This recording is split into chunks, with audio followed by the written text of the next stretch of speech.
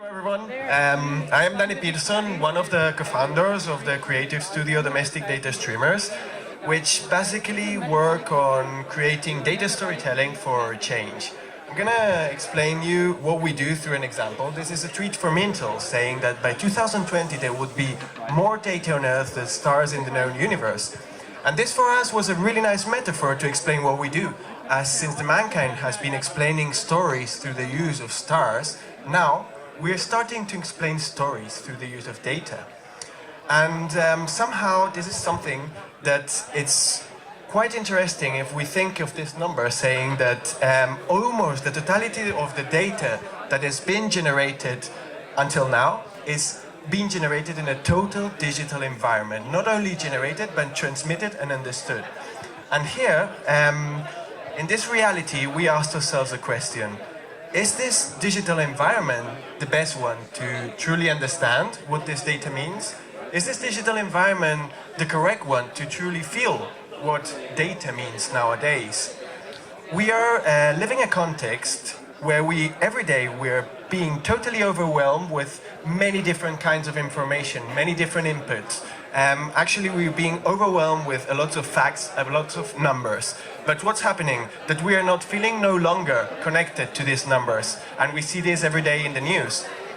So in the studio, what we do is we've been 2 years working on trying to understand which is the relation between information and people and trying to generate new ways to transmit and to make information meaningful somehow.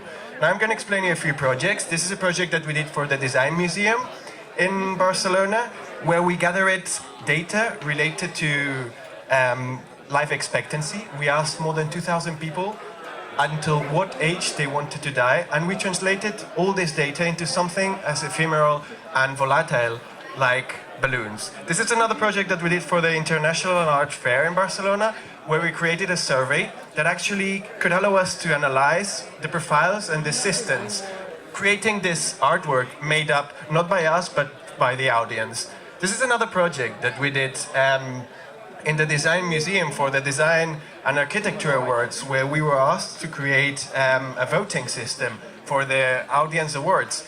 And what we did is we generated this machine that basically translated each vote of the participants into a drop of gold that ended up in these test tubes representing all the volunteers and somehow the people that were presenting the projects. And this is a project that we've been doing for 1 year for a company that some of you might know is an Israeli company, where we generated a system of interactive booths to gather data and better understand which are the potential customers for their company. Or this project that is a project that we did for BASF, that is a project that actually, through a series of interactive installations, talks about how to generate and explains people about food waste and how to generate awareness on food waste somehow. And now what we are doing in the studio, we're working with different companies, with different organizations to generate and create better ways of communicating information somehow. Because we believe that when we are able to translate and to generate the correct language and the correct ways and the correct somehow paths to transmit this information will start mattering us, and somehow this information will transcend on us. And this is basically what we do.